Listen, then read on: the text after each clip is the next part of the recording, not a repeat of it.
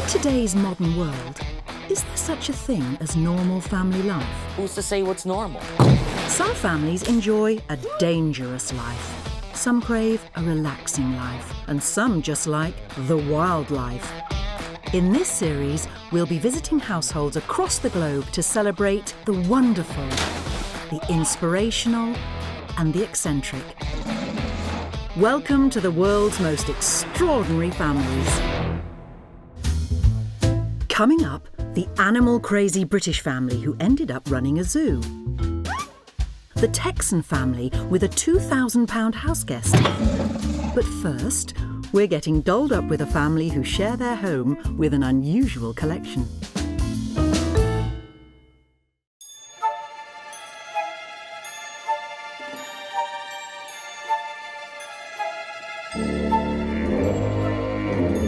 I think the amount of dolls I have is around probably 500, I would guess, but we never counted.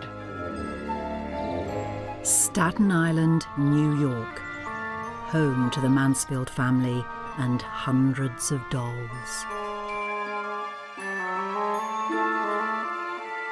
I think I was about 7 or 8, and I got this doll called Real Baby. And it was a baby doll that was supposed to look realistic. I mean, back then I guess it did, but now compared to these, it really didn't. And I remember getting this doll, and that was it. I was like taking care of this doll like it was a baby, you know? And I would like take it out to the supermarket, put it in the shopping cart. So I loved this doll. That was my baby. Marilyn's partner, Danny, was introduced to her extended family 13 years ago, and they have lived together in the doll's house ever since. When we first got together, Marilyn's collection was, there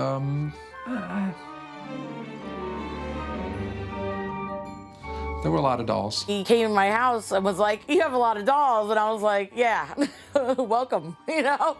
That was it. But I mean, everyone who knew me knew already that I had a thing with dolls. Like, I used to go to work and carry like a Chucky doll. Like, I was just always with the dolls, you know? So he was totally fine with it. He always thought it was cool. Marilyn invited me to dinner. So I went over to eat dinner, and of course, you know, when you enter someone's home, the first thing they do is they give you a tour of the house. So, you know, we walk around the house. Here's the living room. Here's by the way, here's my room of collectibles. I like, you know, things that have lots of different characters, different, you know, variations of something. I always think that's kind of cool. So those collectibles really interested me. And I thought it was really cool that, you know, she's passionate about something. And that's why I was like, you know what? I think this one's a keeper, because I probably wouldn't be with someone who didn't like the dolls. We're a package deal. Marilyn's 2 children, Skylar and Damien, have lived in the doll's house since they were babies. When people first walk in, I give them like a pre-warning. I'm like, if you're afraid of dolls, then you're in the wrong house. And if they're not, then they come in, and then I show them, and then they're like, oh my God, this is so cool. The dolls are definitely part of the family. They are, Ellie in particular, she's definitely a huge part of our family. Ellie is a real doll, and I bought her from a private collection.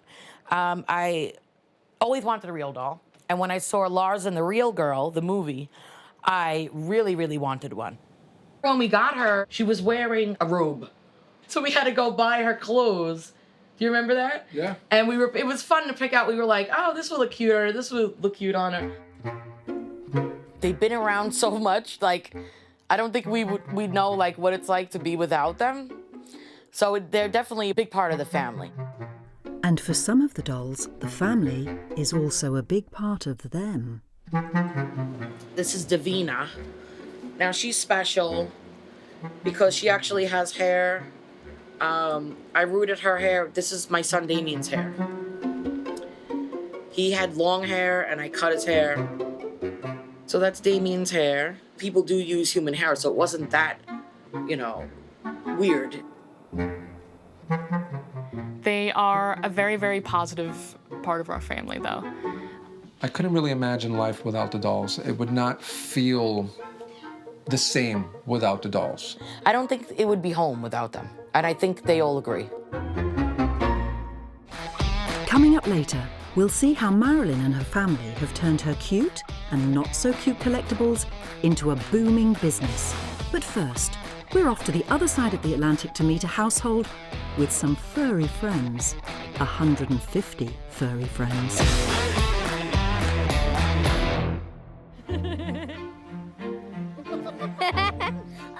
The Minum family from Lincolnshire in England are animal crazy. Hello. Dad Jamie, Mum Michelle, 12-year-old Josh, and 9-year-old Chloe opened their home to around 150 rescued creatures. Great and small.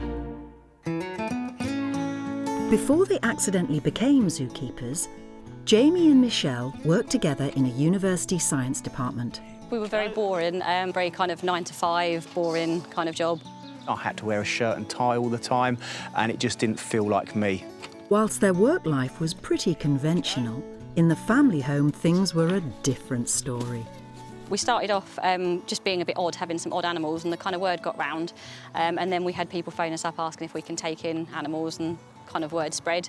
And then it just kind of developed from there, and it got to crunch point. We either couldn't take anything more on, or we had to do something quite drastic. The Mintrums had taken so many animals into their home, the family decided to up sticks, leave their normal life behind, and turn a rundown farm into their very own rescue zoo. We moved from what most people would have considered a normal ideal, the 3-bedroom detached house. We spent 2 years living on site in a caravan. I don't miss that at all. But it's meant, you know, we can have dinners every night. We never had that before. Since moving to the site, the family have upgraded to a new purpose-built lodge with all the mod cons, but it's still not quite the conventional family home. Although it might seem a bit bonkers going from a house to a kind of lodgy caravan thing, it's meant we've got more time together, and it's been a lot better, yeah. I get to see my kids all the time. Some days, admittedly, that's not a blessing when they're falling out with each other, but I get to spend all my time with my family. I get to work and do what I'm passionate about, and I get my kids involved in it as well, so it's the best of both worlds, really. I can see the animals whenever I want, and I have a whole play park to play in. It makes me feel good about myself because we're helping animals. We treat them well, so they have a good life. In October 2016, the Ark, Britain's only rescue zoo, opened its doors, and now the Mintrums and their furry friends welcome visitors all year round. We're a rescue zoo, so it means we don't buy or breed animals or particularly trade them. Anything that comes here has got a forever home. We mainly take animals from members of the public that need rehoming. There you are, I can see your tail. When I first went to school, lots of people didn't even believe me that I lived in a zoo. And then when we opened, they started to believe me because they heard about it. I got a lot of support from my family, they've been amazing. The groundwork, helping us build the place, the financing and all that sort of thing, we wouldn't have been able to do it without their help. Most parents, what would they say? We want to open a zoo. The response would be, don't be so silly. Bucky, come here. To us, it's normal, and to the kids, it's normal. I don't think they've really ever known anything any different. Socky. Socky, come here. Socks. When he lived in my room, I used to wake up in the middle of the night smelling his poo. Not very often. Not very often, but sometimes. My favourite animals, Socks the fox, Rio the koala, Rascal the raccoon, and the skunks, because they used to always sleep under my bed. My favourite animals are rabbits, guinea pigs, and like farm animals, because they're really fluffy and cute. They might be fluffy and cute, but they're also hungry, and with all those mouths to feed, the grocery shop is a big deal. Every week, the animals chomp their way through a van load of fruit and veg, and the Mintrums have to cater for all tastes. It's a real mixture. A lot of the animals that you would have traditionally associate as being purely carnivores, things like meerkats, which are traditionally mainly insects, will have a certain amount of fruit and vegetables in their diets. The iguanas, the tortoises, the porcupines, also our sort of more regular farm stock animals like the goats, the llamas, the alpacas, they'll all tuck into some of this as well. So it's a sort of a cross-section of the animals will benefit from this. Bandit loves lychees. Our palm civet goes absolutely mad for lychees. The wallabies love sweet potato and apple. The meerkats, being insectivores, they'll kind of begrudgingly eat their portion of fruit and veg later on in the day when there's nothing left to eat. They're about naughty school children. They'll eat the meat first. Kinkajou, he loves bananas. He'll pick those out first. Even Socks, the fox, who I think you met earlier on, he loves blueberries. Even though we traditionally associate them as being carnivores, he'll actually pick blueberries out of his bowl of meat first. He absolutely goes straight for blueberries. And what's worse than a fussy eater? Goats. They can actually be absolute horrors because although they're friendly, they're so boisterous and so in your face, they can be a real pain to deal with. Fred, unfortunately, although he's the biggest of the goats, he will get bullied. Chewy over there, the black and white pygmy, he's the boss of the herd, and unfortunately, he does throw his weight around. Chewy headbutts him and headbutts all the others because he's mean and a big bully. He's a big bully to me too. He headbutts me. Maybe it's got something to do with the fact that Fred hasn't got any horns. Maybe he's got an inferiority complex, I don't know. But we feed Fred separately every morning to make sure he gets plenty of food of his own.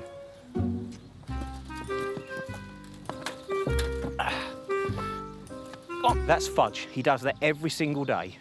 Sticks his head through. I don't know if he does it deliberately now because he likes the attention, and just waits there until someone comes along and releases him. The other 7, they all do it absolutely fine, but little Fudge always has to go and get his head stuck. Coming up, it's training time for Josh and feeding time for a ravenous reptile. But now, we're off to Texas to meet a household with a larger-than-life family member.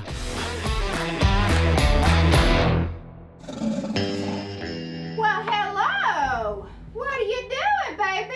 What are you doing, huh? Meet Wild Thing. He's a 1,000-kilo bison, and he likes nothing more than wandering around the house. Well, Wild Thing is a huge animal, but for me, he's still my little baby. You know, even though I know how big he is, but he's my baby. Don't come in. Oh, goodness! Ronnie and Sharon Bridges have shared their Texas home with Wild Thing for 13 years. Approximately 6'2" tall. He weighs around 2,500 pounds, and his head weighs around 400. He is about 500 pounds bigger than any bison I've ever seen. And everybody that has bison come over to see Wild Thing, they can't believe how big he is. When Wild Thing was a calf, the first time we brought him in the house, it wasn't my idea, it was Sharon's idea to bring him in the house. He goes, Sharon, we may not have a house left. And I said, yeah, but you only live one time. And he says, yeah, but we still may not have a house left. He was probably about that long and about that tall. Probably didn't weigh much over 100 pounds. Anyways, RC's kind of like me. He likes to be different. So we brought him in the house, and ever since then, we just opened up the door and he's in. He was well behaved in the house, and then he didn't use the bathroom in the house, so we kind of let him just go in and out anytime he wanted to. And if he's in another room, I don't even worry about him. He's better behaved than my grandkids are. I need a wider door. He's definitely our biggest kid. He's not our oldest by any means, but he's very much a part of the family. Our real kids really do enjoy him, and they're very proud of him, but he's not safe for them to be around. If you had a normal buffalo in the house, you probably wouldn't even have a house left. Although Wild Thing is well behaved inside, when he gets back into the garden, nature takes its course. He's going to fertilize the lawn, RC.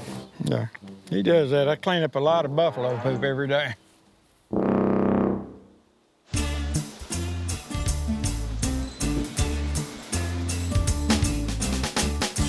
We used to have 2 buffalo in the house, but the only problem is Bullet, she would go to the bathroom in the house.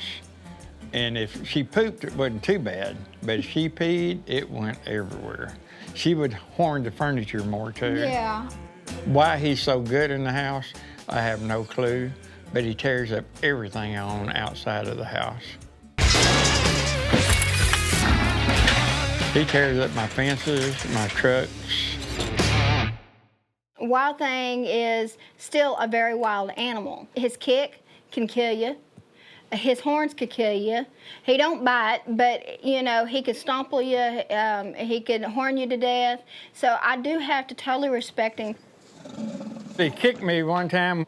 We were skiing behind him on water skis on sand, and he actually left a dent in my leg. He was only a year old, but I have a dent in my leg now where he kicked me. If he kicked me now, I wouldn't probably live through it. Bison's disposition usually isn't real good. They have a high temper, and they like to knock stuff around. There aren't many people like me that work with a bison, but they're putting their life in a lot of risk doing it. He holds his temper back most of the time. But he's still, even for me, a dangerous animal to be around. I like the adrenaline rush. I always wanted to do it, you know. I'd still be riding bulls if I was a little bit younger, didn't have so many injuries. I left home when I was 14 years old to be a cowboy, and that's what I've done the rest of my life. I've worked on 9 different ranches, been the manager of 5, and I've broken trained horses most of my life. I was a rodeo clown. I was a bull rider, and I did saddle bronc and bareback, and did a little bit of everything. Wasn't great at anything, but did everything. I like the danger and the excitement of it. It's an adrenaline rush. I don't do drugs or drink and never have, and that took the place of, it gave me the high I wanted. It's mealtime in the Lone Star State, and R.C. and Sharon are having a bison for lunch. We're fixing to eat lunch with Wild Thing. He likes coming in the house and eat with us. He won't eat pizza though, but he likes his horse and mule feed real well. Well, we have to move furniture. He's like having a small car come through your house.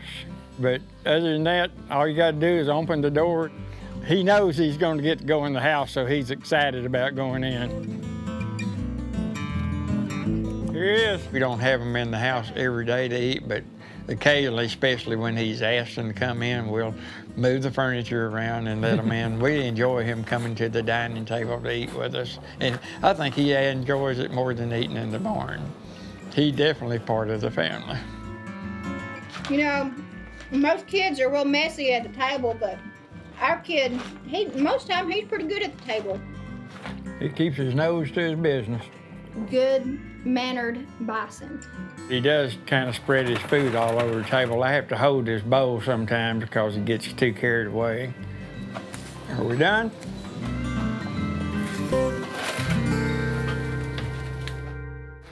We'll be catching up with Wild Thing later to find out how he keeps cool in the Texan heat. But next, we're back to New York, where the dolls are hitting the streets. In Staten Island, Marilyn Mansfield is off to a restaurant with her family. And I mean, all her family. I do take the more natural looking ones out. Come on, Skylar, Damien. No, I'm not bringing them. We've taken them out to eat, we've taken them shopping, we've taken them to the park, I've taken them to the aquarium, you know, just one in the carriage. And I always ask first, does anyone mind if I bring one? They're like, no. And they'll push the stroller, they'll, you know, my husband will carry the car seat, you know. It just makes me happy. I like to push the stroller. Just take a fake baby out. I used to love when the kids were little in the stroller.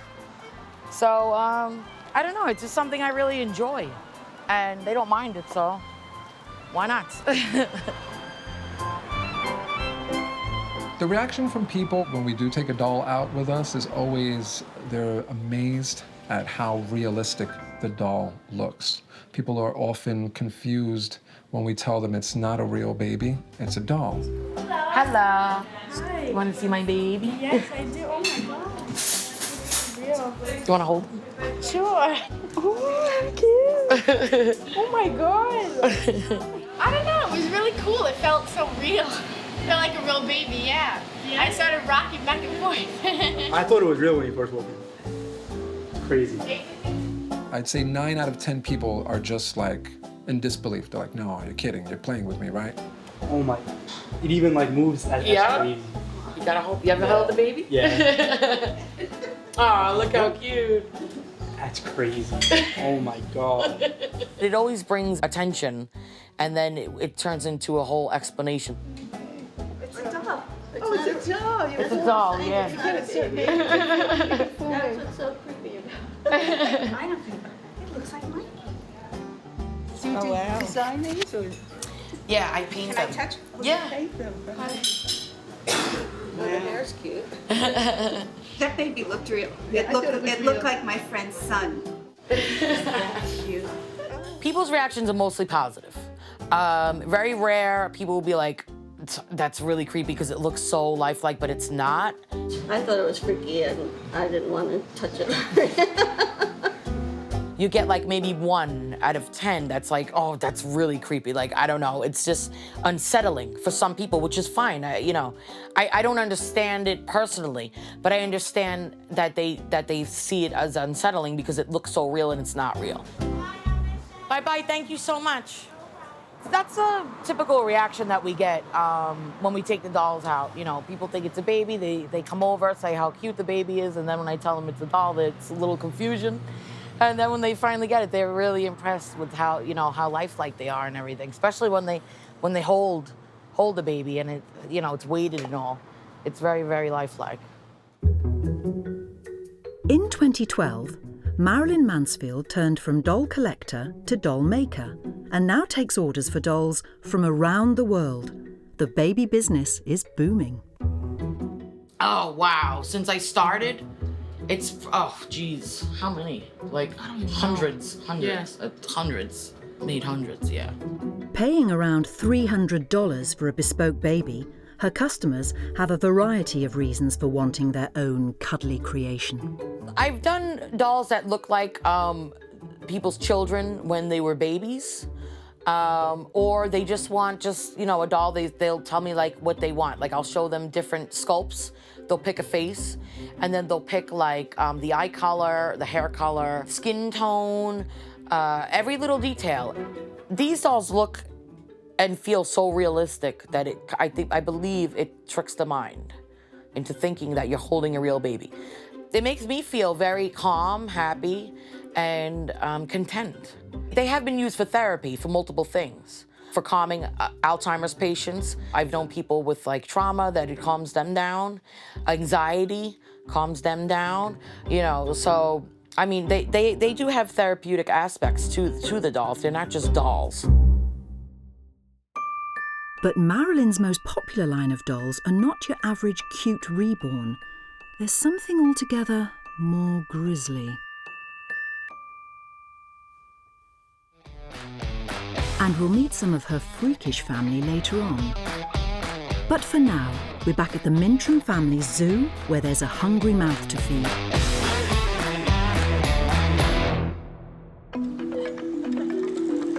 We're back in Lincolnshire, and it's feeding time at the zoo. Right, let's go and feed Becky. And that would be Becky, the Morlet's crocodile. You can take hold of that. All right. You fixed it. Just another father-son activity, Minum family style. Right, let's get our fish ready. Today we've got some nice whole sardines. Grip. Right, bring the stick up, bring it over, down on the side. There you go. Textbook. That's how you feed a crocodile.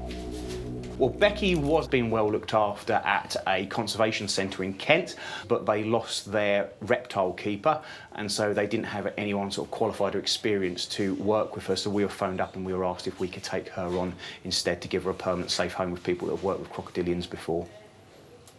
This is an interesting little guy. We've got a spectacled caiman. Rudolph the spectacled caiman, he was brought illegally on the black market. He was being kept in a bathtub, in a flat in London, and been bought as a birthday present for the owner's 13-year-old son. Absolute madness. From what I gather, they were trying to feed him sausages, and obviously crocodiles aren't designed to eat sausages, so he was very malnourished and underweight, and we then offered to give him a permanent home, and he came up to us in Norfolk, and he's now settled in with us in a nice heated pond. It does annoy me that people get animals. I mean, we're not against people keeping exotic animals as pets. I would never, you know, dictate to other people what they should and shouldn't do, but it's about doing your research and knowing what you're letting yourself in for. Crocodilians, most venomous snakes, wild cats, they're what we call DWA animals, dangerous wild animals. There are certain types of animal that you're just not allowed to keep for obvious reasons. Dangerous or not, they all need feeding. And luckily, intrepid budding zookeeper Josh is on hand to ensure Echo the Eurasian lynx is catered for. Echo, come and get your chickie. Come on, Echo. Oh, hey, Echo. Hold it right at the very end, just like we've shown you a dozen times before. Hey, there you go. You're going to save it for later.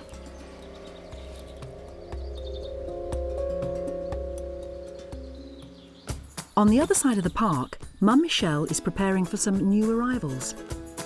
We've got 5 female lemurs coming from a zoo in France. We've been anticipating them for a while, kind of getting ready, and we're all really, really excited. We've never really dealt with primates before, so we've got a lot of backing from our partner sanctuary over in Europe, and we've got a lot of advice from expert primatologists on how to set up their environment for them. So this is going to be something very new for us that we're really excited to get into. Another new experience for the Ark. We'll be seeing how the Mintrons get on with their furry visitors later. But now, we're heading back to the USA and the temperature is rising. Ronnie and Sharon Bridges are about to cool down a hot and bothered bison, Texas style.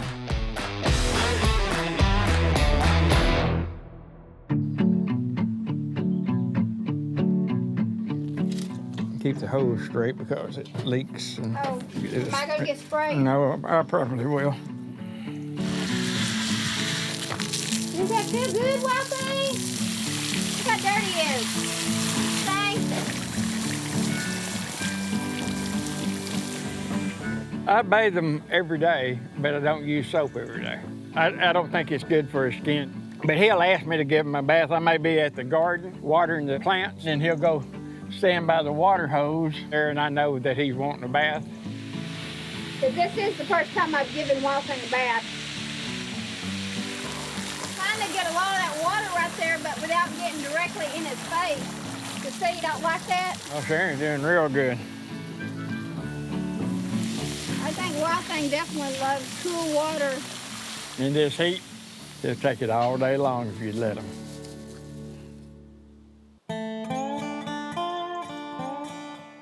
For RC and Sharon, life on the ranch with Wild Thing really is a lifelong dream. When I was 5 years old, I knew I was going to be a cowboy. When Sharon was probably 5 years old, I think she told her mama she's going to live in a 2-story house and marry a cowboy. And both of our dreams came true.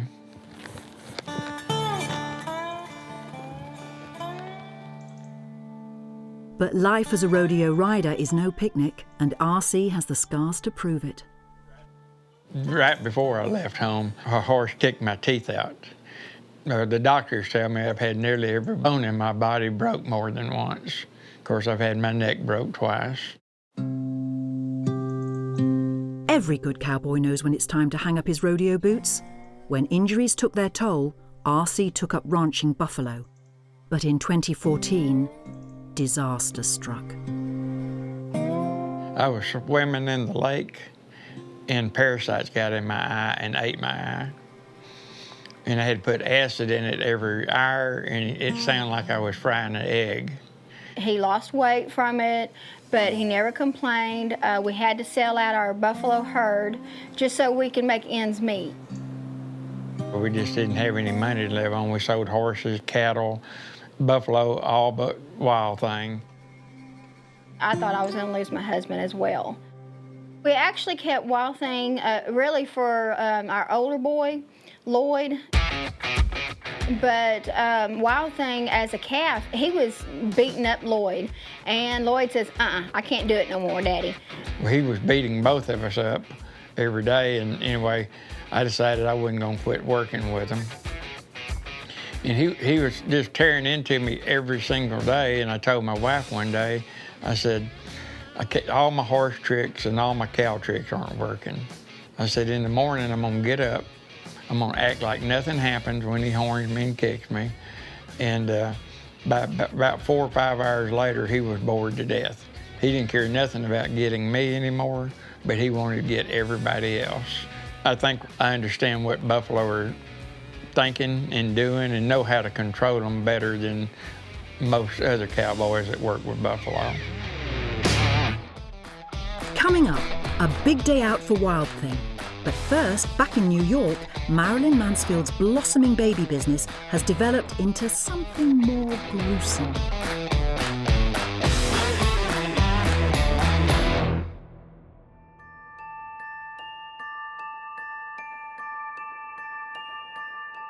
I said for Halloween, I want to do a zombie, you know, that kind of thing.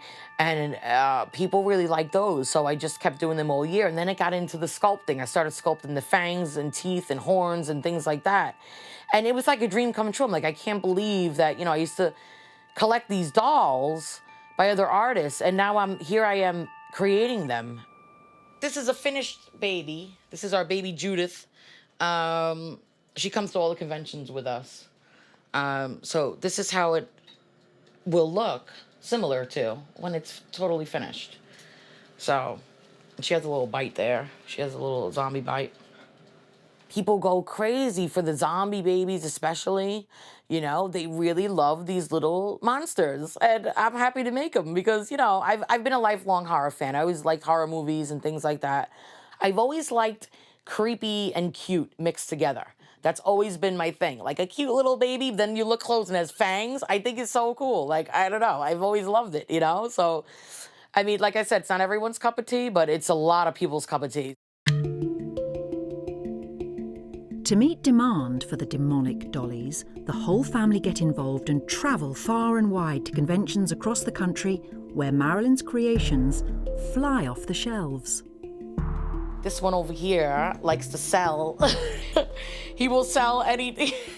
When I get started, I could sell anything. So Just put it in front of me and I'll sell it. She puts them on the table, someone's gonna want them, and I'm like, all right, what do I got, what do I got, what do I got, what do I got? You know, it's like an auction. I just start selling all the dolls, and she's actually gotten angry at me because I've sold dolls that she was attached to, and then afterwards when we're leaving, we're packing up, she says, oh, I can't believe we sold that one. And I'm like, it was for sale. He was there, you know, somebody wanted him, so what am I gonna do? We view them as art forms. We obviously know that they are dolls. We're not oblivious to that fact or anything.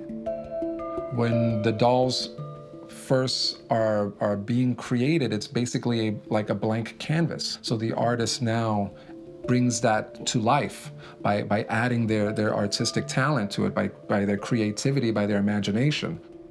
You can take the same sculpt and parts and have 10 artists work on them, and they'll all look different. It's definitely an art form. Instead of a flat canvas, our canvas is the doll. I always say, you know, I'm living a dream come true over here. If you told me that I'd be, when I was little, one day you're gonna be grown up and you're gonna, you know, make dolls and play with dolls and people will wanna record you doing it, I would have been like, yeah, right, you know? But it happened and I'm totally glad and grateful. I mean, I love it, you know? Each layer of paint has to be baked on. So the doll parts go in an oven. You bake them for 8 minutes at 265. Now that sets the paint. If you don't do that, it will eventually rub off. So this makes it permanent.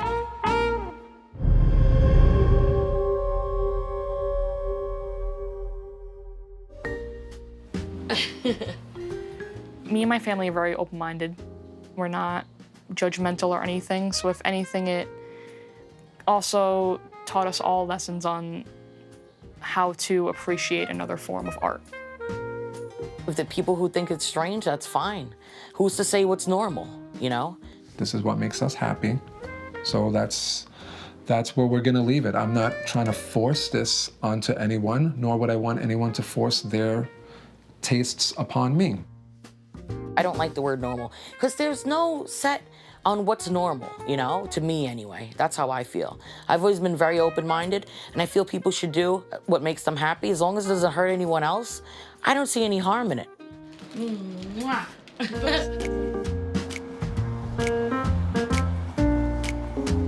I'm not filling any void.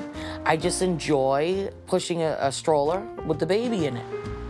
I made a doll for a woman who lost a baby and it helped her. I'm not saying it worked for everyone, but for this particular woman, it helped her, so. Different tastes for different people, you know? We're not hurting anybody with our particular tastes. The person that might think this is weird might have their own particular taste that I won't agree with.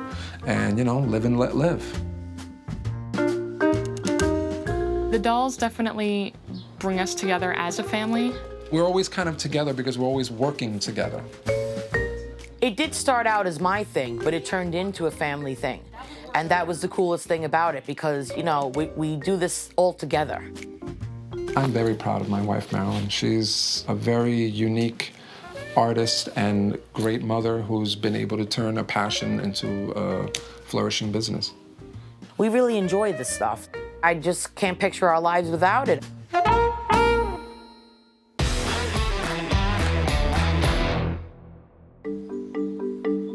It's Lemur Day at the Minum family's Lincolnshire Zoo. The lemurs will be living on our new bespoke habitat. It's called Lemur Lake. It's going to be a first for Lincolnshire. It's a lakeland habitat surrounded by water because lemurs are naturally adverse to swimming. So people will be able to see them without any barriers or bars in the way, and the lemurs will feel safe because they'll be far enough removed from the public on the safety of their own island. Lemur Lake kind of shows the ethos of the Ark. We are small little guys. We can't afford to throw hundreds of thousands of pounds at projects. So it's very much a family project, family and friends. Sometimes, though, it is best just to splash out. Unfortunately, we bought this boat and it was a bargain, but we've kind of seen why it's a bargain. That'll teach us to go cheap with the boat. We spent all the money on the enclosure, but yeah, the boat we got cheap second-hand, and that serves us right, really. Yeah, they're going to be here in about 45 minutes, so you might want to turn around and come back. With the lemurs on their way, it's all hands to the pumps to prepare their accommodation. What? You said they were coming at 5 or 6. It is 5 in 45 minutes. We lost track of time. Yeah, that'll do, won't it? We'll get them another one. We've had this built now for a few weeks, and we have some geese, some Canadian geese that live on the lake, and they got in one night and it pooed all over the floor.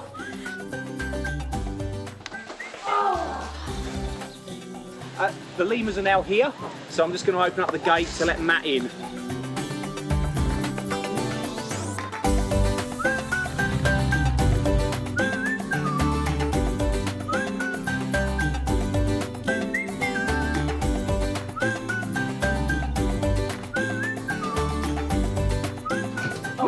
You didn't mess about, did you?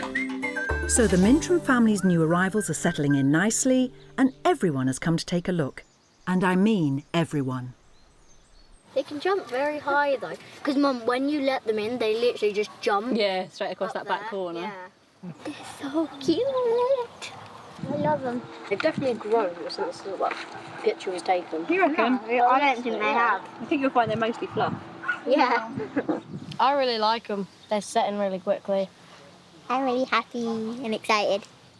I think it's a big thing for the park. Hopefully it's going to bring in people. Being a rescue sanctuary, we rely on visitors to fund the rescue programme. So yeah, hopefully it should bring in even more people than we're already having. So, from a 3-bedroomed house to a fully fledged zoo via a second-hand caravan, the Minum's menagerie continues to thrive. But for Mum and Dad, it's Josh and Chloe that are the stars of the show. Both me and Michelle are proud of our kids. They're really part of the driving force behind all of this, as well as wanting to help the animals out. We also wanted to give our kids a lifestyle that they're going to look back on and, touch wood, remember really fondly. I asked Chloe about how she had to go to school to learn to get a good job, and she turned around and said to me, I'm not going to bother because I'm going to run the zoo, so that's fine. Josh, I think, will. When I grow up, I kind of want to work here and help out with the animals because it's really fun. It's important to rescue the animals so they don't get poorly and sick. I wouldn't go back to work in a proper job, not in a million years. Yeah, I don't know what I'll do if I do take it over, but I'll run it well.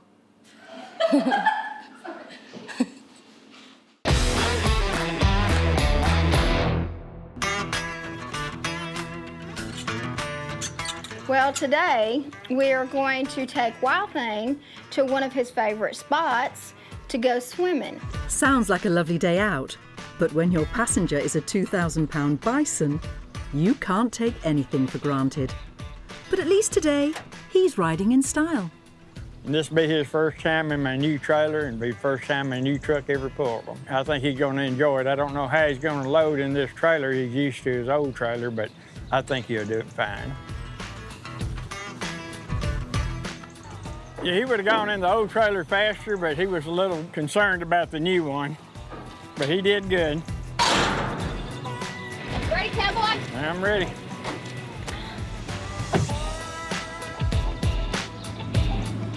I've got to go in first to make sure that he's not going to get stuck in the mud. And then I got to also make sure all the snakes are out of the way. And I can go in there and splash around because I don't want him getting bit.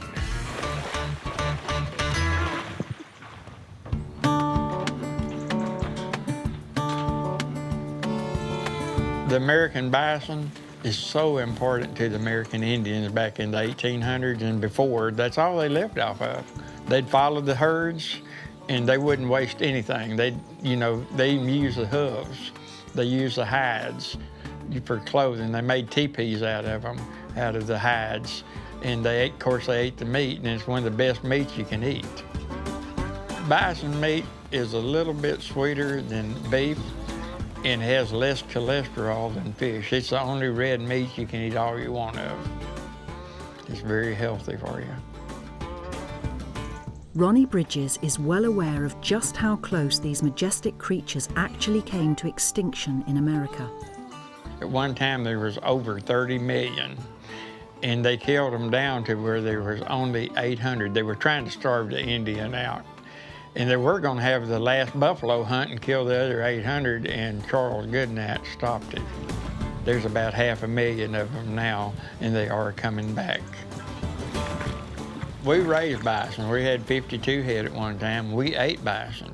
We killed them and ate them, and I hope people will do that. They need to eat bison because if they don't eat them, there won't be any. That's the reason we have so many big herds of cattle. People eat cattle. Ranchers raise cattle. If nobody ate them, there wouldn't be an incentive to raise cattle. In the same way with the bison, we need people to eat the meat.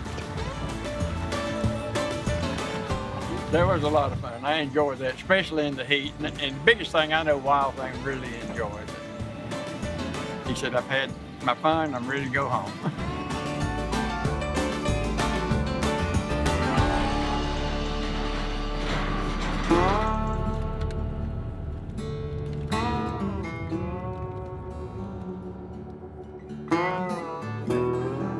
So, as the sun sets on the Texas plain, it's back to the ranch for Wild Thing.